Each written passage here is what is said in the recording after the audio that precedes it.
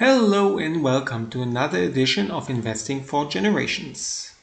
Today I want to give you another analysis of one of the stocks out of my watch list, and then also will give you insight of my portfolio and an update on the performance of my portfolio. So let's go. But before we start, don't forget to subscribe, like, share and comment. Thank you. So today I want to analyze the stock of very famous Apple. Apple was founded in 1976 by Steve Jobs, and I think it's fair to say Steve Jobs was the face of Apple, and I think he's still the face of Apple. Even he died almost 10 years ago. And Apple started then with the Apple I and then the Apple II and then go over to the Macintosh. And in 1980, Apple go public with the shares and adjusted to also stock splits in between. They go public to a price of around 40 cents. And congratulations to everybody who bought the first Apple shares and just stick with it to today. It's difficult not to be a millionaire if you did so. And all of this story of Steve Jobs and the left of Apple in 1985 and the comeback to Apple in 1996 and everything else is history, I think. And this is so impressive that there's also a movie, or there are some movies about it, but one I can really highly recommend is this one. So if you're interested in this really great story, I highly recommend that. Apple today is the biggest and most valuable brand in the world. Here's a list of the Forbes most valuable brands in the world, and Apple is number one there some years now, and it's the most valuable brand by far. And of course, the most important and the most famous product of Apple is the iPhone. And the first iPhone came 2007.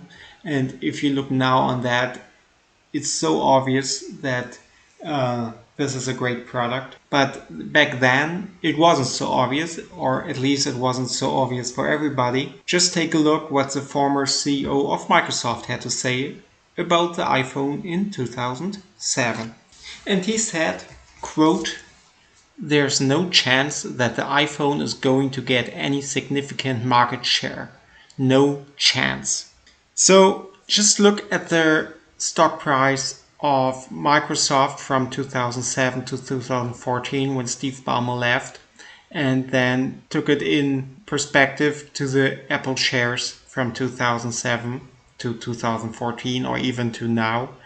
And I think it's very obvious who was right and who was wrong. Then take a deeper look into the financial numbers of Apple. Apple pays a very small dividend of 0.85%, with a nice dividend growth rate over the last 5 years of over 10%, and the dividend growth over 7 years now. So over time, over the long term, this could be a very nice dividend stock too, even if the dividend yield right now is small. Then take a look at the revenue. The revenue grew over the last 5 years 4.7% per year. This is nice for a very big company like Apple. And the most of the revenue just come from the selling of the iPhone. Most of the revenue come from America. And what's really a big key for Apple is the brand loyalty. It looks like if somebody bought Apple, he stick with it. And that's impressive. How much the people stick to Apple, and even if I look around with my friends, everybody stick with Apple. It looks like something is special. And the question is there maybe an end of the growth? I don't think so, because the middle class worldwide will just grow in the future. And also if you look to the Yahoo Finance estimates, they say in the next 5 years, Apple will grow at a rate of over 11% per year. And Apple works on very stable and very high margins, almost all the time over 20% net margin. And so is the EPS is just growing over the time, and so is the cash flow. It's just a wonderful business. And also take a short look at the balance sheet. The debt equity ratio is at 1.14, but this is not a big concern with 94 billion of cash in hand. Then take a look at the management. The current CEO of Apple is Tim Cook, and he followed Steve Jobs in 2011 after Steve Jobs died. Of course, this was a very difficult job to follow on Steve Jobs, but Tim Cook is a very good CEO for Apple.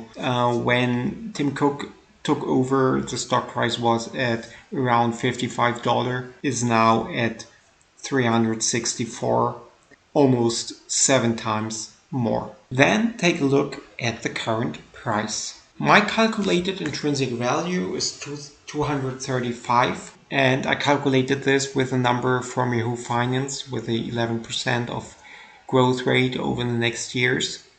And then I came to an intrinsic value of 235, which means that Apple is very much overpriced.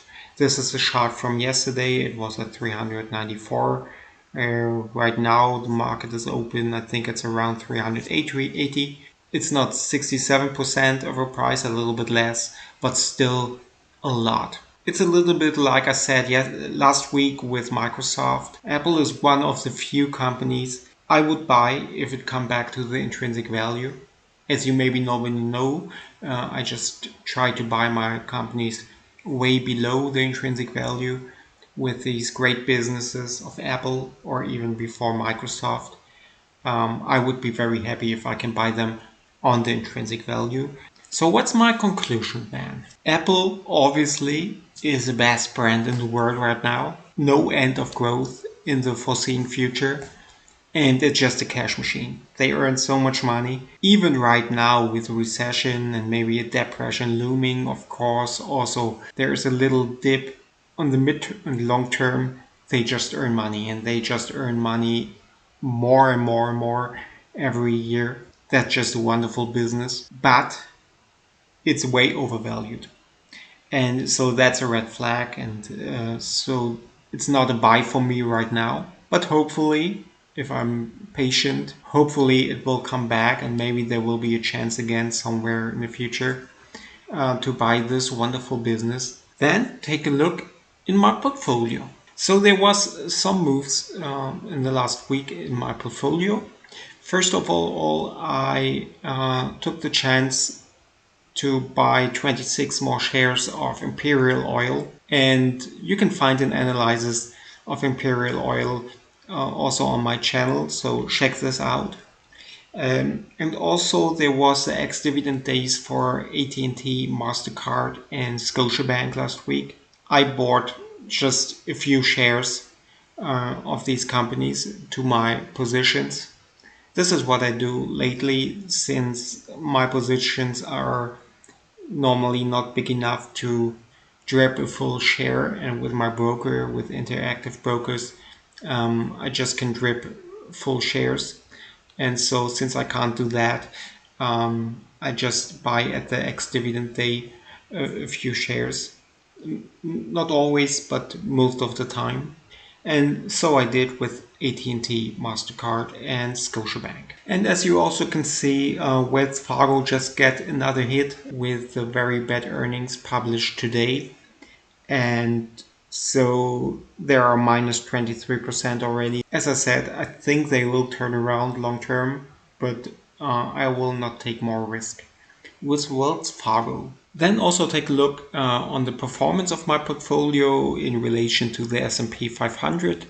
As you already know, I think I started my portfolio at the 2nd of December, and since then I have a performance of 15.67%, and that's an outperformance to the S&P 500 of almost exactly 15%, which is very nice. Yeah, I'm very happy with that, and we will see how this will work out in the future. So that's it for today. If you liked the video, give me a thumbs up, subscribe to my channel, ring the notification bell to never miss another video, and then we see us the next time. Take care.